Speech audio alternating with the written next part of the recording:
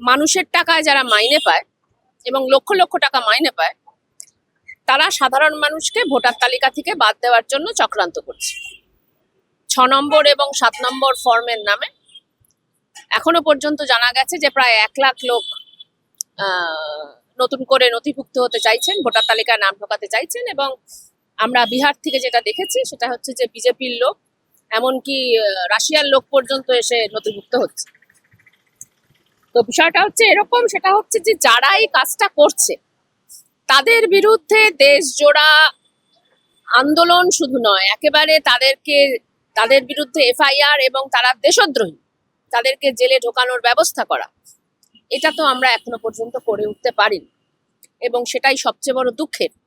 এবং তারা বুক বাজিয়ে তারা প্রতিদিন টিভি চ্যানেলে এসে নানা রকমের নির্দেশ দিচ্ছেন। এত বড় স্পর্ধা তাদের কোত্থেকে হয়, এটা তুমি বুঝতে পারছি না।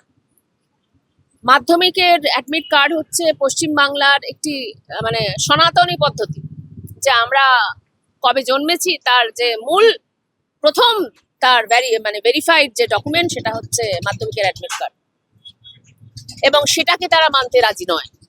তো এখন মোদি যদি পশ্চিমবঙ্গের বাসিন্দা হতেন তাহলে তার যে কি হতো, যদিও তিনি এন্টায়ার পলিটিক্যাল সায়েন্সে পাশ করেছেন, কি পিএইচডি করেছেন নাকি, যাই হোক, তো তার যে কি হতো আমরা সেটা জানি না। কিন্তু বিষয়টা হচ্ছে এরকম, সেটা হচ্ছে যে পশ্চিমবঙ্গের সাধারণ মানুষ, খেটে খাওয়া সাধারণ মানুষ, তারা মাধ্যমিকের অ্যাডমিট কার্ড সেটা দেখিয়েই কিন্তু তারা নিজেদের যে বার্থ সার্টিফিকেট, নিজেদের জন্ম তারিখ, নিজেদের যেটাকে বলে লিনিয়েজ, সেই লিনিয়েজটাকে প্রমাণ করেন চিরকাল। এখন সেটা তারা করতে রাজি নয়। এর পেছনে কিন্তু কোনো যুক্তি নেই। যুক্তি কিন্তু একটাই, যে তারা যে রোহিঙ্গা করে চিৎকার করেছিল, একটা রোহিঙ্গা পাওয়া যায়নি। এখন তারা দেখছে যে কিভাবে নতুন করে সাধারণ মানুষকে ভোটার তালিকা থেকে বাদ দেওয়া যায়, এবং সেই সমস্ত সাধারণ মানুষ যাদের নিয়ে ওদের আশঙ্কা যে এরা বিজেপিকে ভোট দেবে না, এর পেছনে কোনো মুসলমান নেই। প্রথমত মুসলমানদের তো বাদ তারা দেবেই, কারণ তারা ওই কয় সন্তান, সেই সন্তানের যে ন্যারেটিভ, সেই ন্যারেটিভে ঢুকে পড়েছে। এখন আমরা জানি সেটা হচ্ছে রবীন্দ্রনাথ হোক, নেতাজি সুভাষচন্দ্র বসু হোক, এমনকি নরেন্দ্র মোদী হোক, এই লালু প্রসাদ যাদব হোক, কেউ এই সন্তানের যে ন্যারেটিভ, সেই ন্যারেটিভে নাগরিক হতে পারতেন না, ভোট দিতে পারতেন। এখন এই সন্তানের ন্যারেটিভ দিয়ে তারা মুসলিম যে জনসংখ্যা, সেই জনসংখ্যাটাকে আক্রমণ করার চেষ্টা করছে।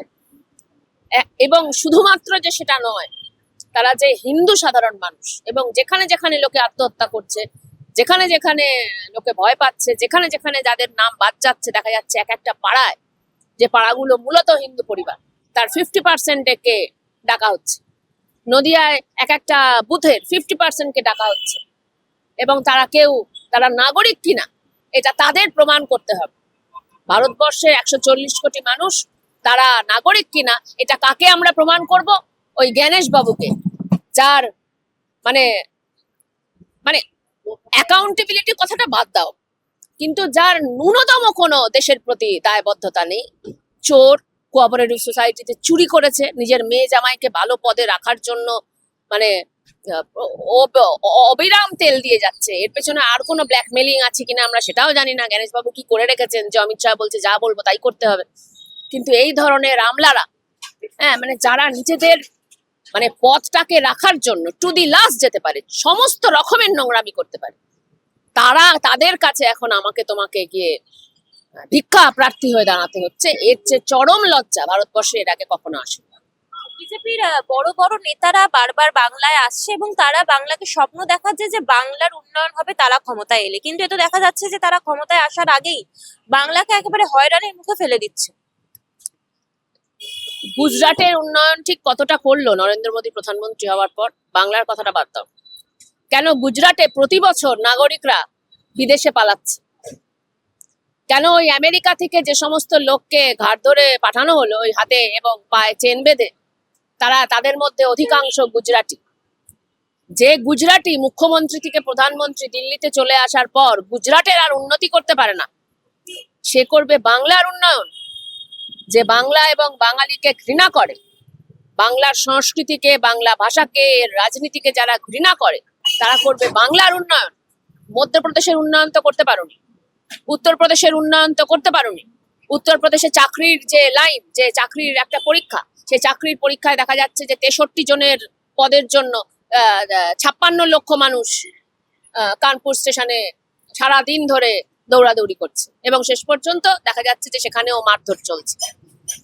গোটা দেশে তোমরা যাদের ভোট নিয়ে গরু এবং মুসলমান পেটাও এই আওয়াজ তুলে তোমরা যে সমস্ত রাজ্য থেকে জেতার চেষ্টা করেছো, এখন অবশ্য চুরি ছাড়া তোমরা জিততে পারছো না, এখন অবশ্য চুরি করা ছাড়া, ভোট চুরি করা ছাড়া তোমরা জিততে পারছো না। সেই সমস্ত জায়গায় তোমরা কি উন্নয়ন করেছো যে তোমরা বাংলার কথা বলছো? বাংলার যে 100 দিনের কাজের টাকা এখনো তোমরা দাওনি, তোমরা করবে উন্নয়ন? তোমরা একটা জিনিস করতে পারো, সেটা হচ্ছে দাঙ্গা।